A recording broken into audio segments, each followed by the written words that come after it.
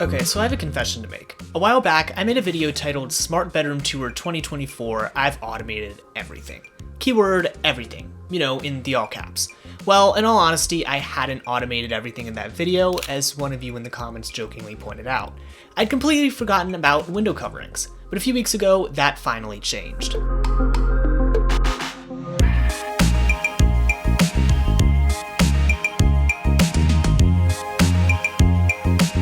For a while, I'd used SwitchBot curtains, which claimed to make my curtains smart in seconds. They worked fine, but had a number of shortcomings in my particular use case. For starters, although it made the curtains smart, it did nothing about the basic pull-string cellular shades that I had behind them. This practically defeated the purpose of having the SwitchBots, because although the curtains were smart, the shades weren't, meaning that opening the curtains had no impact on the natural light that came inside. Additionally, the curtain rods that I used were telescopic, meaning that the rod has a little hump and gets thicker around halfway through. As a result, most of the time, the SwitchBots couldn't even open or close all of the way. They would get stuck on that hump, again defeating the purpose of having smart window coverings in the first place. And perhaps the most annoying issue of all, these didn't really have a good integration with Home Assistant. As of filming, you really only have two options. A, use the SwitchBot Bluetooth integration, which only works if you have Bluetooth hardware on your Home Assistant server. I do not. Or B, pay $60 for the SwitchBot Hub 2 and connect via Matter. Obviously the first wasn't an option, and I didn't want to have to buy a separate hub just for two smart home devices, so I wound up trying to do all kinds of hacky stuff with the API, which was not fun and really didn't work either. In the end, I had to schedule these to open and close at static times using the SwitchBot app.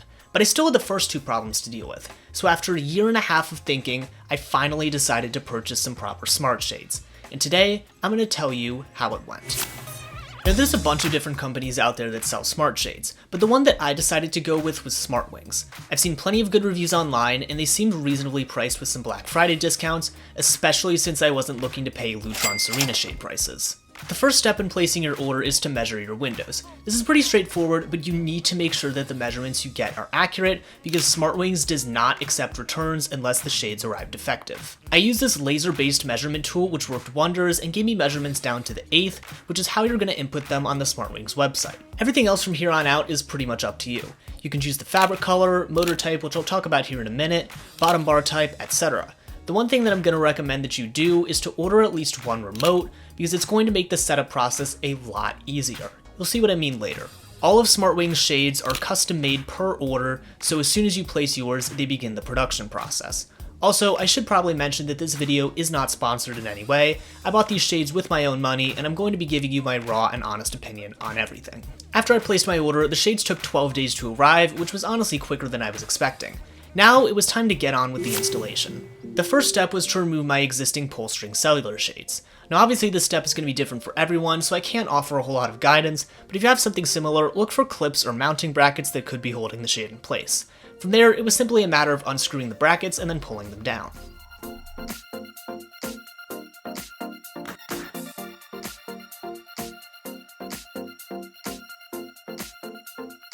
From here on out, installation was really straightforward. The SmartWings shades come with these two little mounting brackets that you drill into your drywall or window frame, and then the shade literally just snaps into place from there.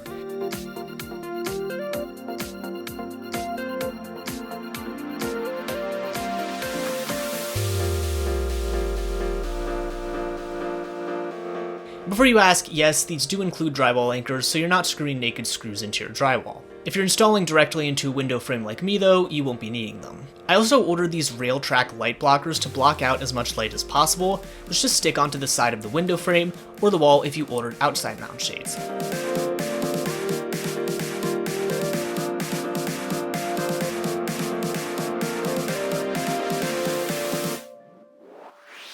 These actually do a really good job of blocking out the light, but there is one little gap up at the top that light still seems to get through. Also, I don't know if it's just me or my window frames, but I also noticed that the gaps between the light blocker and the frame seem to be bigger at the top and the bottom than in the middle. Not sure if this is because one of them is bent somehow or what.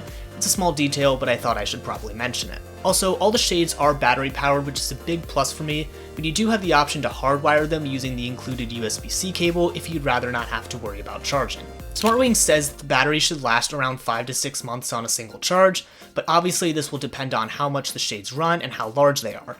One of my shades is narrower and taller than the other, meaning that the battery is smaller and it has to run for longer each time I open and close it. so as a result, the battery is draining slightly faster than the other. The battery levels do get exposed to whatever smart home platform you connect them to though, so you can check there to find out when they need to be charged. Okay, so we've installed our shades, now let's talk setup.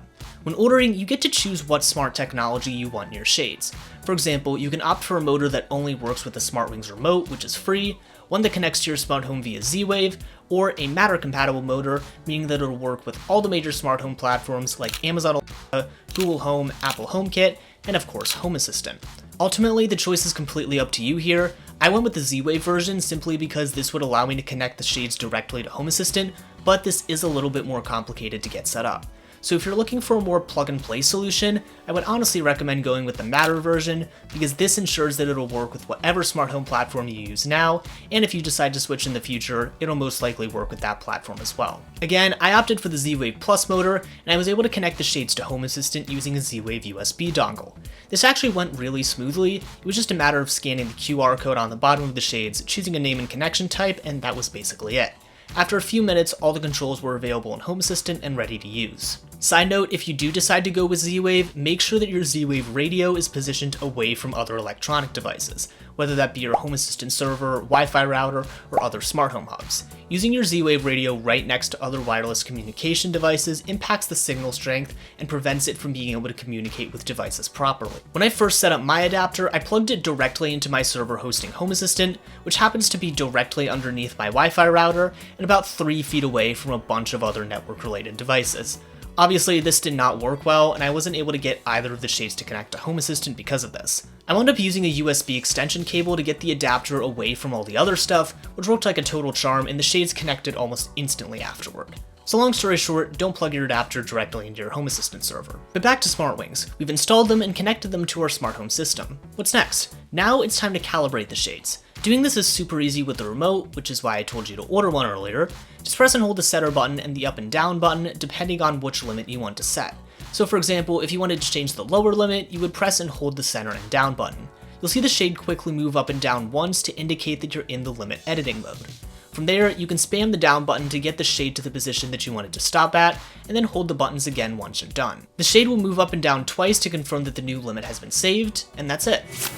So I've been using these shades for a few weeks now, and honestly, they've really exceeded my expectations. They have a rock-solid integration into Home Assistant and HomeKit with Z-Wave, look and feel pretty high quality for the price, and have been incredibly reliable so far.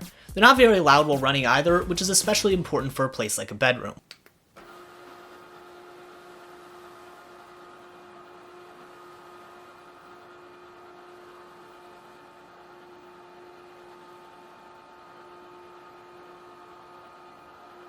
Although if you find that your shades are too loud for your space or aren't running fast enough, you can adjust the speed that they run at, although I have yet to try this out because I like where mine are at now. As for cons, I honestly don't think I can name too many. There is no manufacturer's app, which means that troubleshooting connection issues, setting the limits, and that kind of stuff can be a little challenging, but I honestly feel like that could be a good thing also, because it's one less way for big tech companies to collect all your data. The only other shortcoming I can think of is how ridiculously expensive some of the motor variants are. For instance, the Amazon Alexa compatible motor costs only $30 per shade, while the HomeKit over Thread motor will cost you $80 per shade. And if you want Matter compatibility, that'll run you a whopping $95 per shade. I understand that platforms like HomeKit are more restrictive of what you can integrate and that Matter is still relatively new, but $95 extra per shade is a little outrageous. Can you imagine how much more that would cost if you were putting these things all over your house? So I forgot to mention this in the main part of the video. Turns out that all of SmartWings' shades actually ship with branding on the bottom of them. I thought that by spending $10 extra on this white square bottom bar right here, I wouldn't be getting that, but here we are. So it's a small detail, but just thought I would throw it out there. Back to the main part of the video. All in all, I would definitely recommend SmartWings to someone looking for custom-made, fairly priced, mid-tier motorized smart shades. No, they won't quite stack up against more expensive options like Lutron's Arena, but given the price, I don't find that surprising. Let me know what you think down in the comments below. If you enjoyed this video, make sure to give it a like, subscribe to the channel so you don't miss any future videos, and hype this video so that more people can see it. Otherwise, thank you all so much for watching, and I'll see you next time.